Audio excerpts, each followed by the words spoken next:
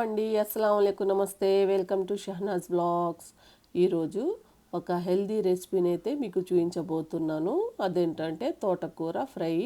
చాలా టేస్టీగా ఉంటుందండి. మామూలుగా తోటకూర అంటే చాలామంది ఇష్టపడరు, కానీ నేను చూపించిన విధంగా ఒకసారి మీరు తప్పకుండా ట్రై చేయండి. చాలా టేస్టీగా ఉంటుంది. రైస్లోకి, చపాతీల్లోకి చాలా బాగుంటుంది. మీరైతే ఒకసారి తప్పకుండా ట్రై చేయండి. మరి ఈ రెసిపీని ఎలా ప్రిపేర్ చేసుకోవాలో చూసేద్దామా. ముందుగా ఇక్కడ నేను 2 కట్టలు తోటకూరని తీసుకున్నాను. ఈ తోటకూరని శుభ్రం చేసుకొని తుంపేసి కనీసము 3 సార్లైనా కంపల్సరీ మనము ఆకుకూరని ఎప్పుడు వాష్ చేసుకోవాలి. ఎందుకంటే ఇందులో ఇసుక ఉంటుంది, అలానే ఇవి పురుగు పట్టకుండా ఉండడానికి పెస్టిసైడ్స్ వాడుతూ ఉంటారు. అందుకని 2-3 సార్లు అయితే కంపల్సరీ వాష్ చేసుకొని ఈ విధంగా సన్నగా కట్ చేసుకోవాలి. ఎప్పుడైనా ఆకుకూరలు కట్ చేసిన తర్వాత వాష్ చేయకూడదు, వాష్ చేసిన తర్వాత కట్ చేసుకోవాలి. ఇప్పుడు ఎలా తయారు చేయాలో చూద్దాము. ఇప్పుడు స్టవ్ వెలిగించుకొని 2 టేబుల్ స్పూన్స్ ఆయిల్ వేసుకోవాలి. ఆయిల్ కొద్దిగా హీట్ ఎక్కిన తర్వాత పోపు దినుసులు, ఆవాలు, జీలకర్ర, మినపప్పు, శనగపప్పు వేసుకోవాలి. ఇవి కొద్దిగా చిటపటలాడిన తర్వాత ఇందులోకి 2 ఎండుమిరపకాయలు తుంపి వేసుకుంటున్నాను. అలానే ఒక రెమ్మ కరివేపాకు వేసుకొని కొద్దిగా వీటిని వేయించుకోవాలి. ఇవి కొద్దిగా ఫ్రై అయిన తర్వాత ఒక పెద్ద ఉల్లిపాయ సన్నగా తరిగి వేసుకోవాలి.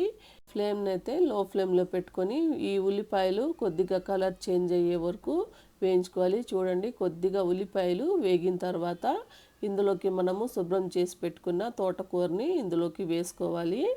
ఇలా ఆకు మొత్తము వేసుకున్న తర్వాత ఒకసారి బాగా కలుపుకోవాలి. ఫ్లేమ్ని అయితే లో ఫ్లేమ్లోనే ఉడికించుకోవాలండి ఈ ఆకుకూరని. ఇప్పుడు మూత పెట్టేసి మధ్య మధ్యలో కలుపుకుంటూ ఉడికించుకుందాము. ఆకు ఉడికేలోపు తాలింపు పౌడర్ని అయితే తయారు చేసుకుందాము. ఒక గుప్పెడు పల్లీలు వేసుకొని లో ఫ్లేమ్లో వేయించుకోవాలండి. పల్లీలు ఎప్పుడు హై ఫ్లేమ్లో వేయించుకోకూడదు, ఇవి కూడా లో ఫ్లేమ్లోనే వేయించుకోవాలి. అప్పుడే లోపల నుంచి బాగా ఫ్రై అవుతాయి. చూడండి, ఈ విధంగా బాగా ఫ్రై అయిన తర్వాత వీటిని ఒక ప్లేట్లోకి తీసుకుందాము. ఇప్పుడు అదే ప్యాన్లో 10 ఎండుమిరపకాయలు, 1 టేబుల్ స్పూన్ ధనియాలు, 1/2 టీ స్పూన్ జీలకర్ర, 2 రెమ్మలు కరివేపాకు వేసుకొని లో ఫ్లేమ్లో వీటిని కూడా వేయించుకోవాలి. హై ఫ్లేమ్ అస్సలు పెట్టొద్దండి, లో ఫ్లేమ్లోనే ఈ కరివేపాకు కరకరలాడే వరకు వేయించుకోవాలి. చూడండి, కరివేపాకు బాగా ఫ్రై అయిపోయింది. ఇప్పుడు ఇందులోకి 2 టీ స్పూన్ల నువ్వులు వేసుకొని ఈ నువ్వులు చిటపటలాడిన తర్వాత స్టవ్ని ఆఫ్ చేసేసి వెంటనే ఈ ప్యాన్లో నుంచి తీసేసి ఒక ప్లేట్లోకి తీసుకోవాలి. ఈ ప్యాన్లోనే పెట్టామనుకోండి ఆ వేడికి బాగా మాడిపోతాయి. అందుకని ఎప్పుడైనా ఈ దినుసులు వేయించుకున్న తర్వాత వెంటనే ఒక ప్లేట్లోకి తీసుకోవాలి. ఇప్పుడు తోటకూర ఎలా ఉందో చూద్దాము. తోటకూరలో కొద్దిగా నీళ్లు ఊరాయి చూడండి. ఈ నీళ్లు మొత్తం ఇంకే వరకు లో ఫ్లేమ్లోనే ఈ తోటకూరను ఉడికించుకోవాలి. కొద్దిగా నీరు ఉన్నప్పుడే ఇందులో రుచి తగ్గట్టు సాల్ట్, 1/4 టీ స్పూన్ పసుపు వేసుకొని ఒకసారి బాగా కలుపుకొని ఈ నీళ్లు మొత్తము ఇంకే వరకు లో ఫ్లేమ్లోనే ఉడికించుకోవాలి.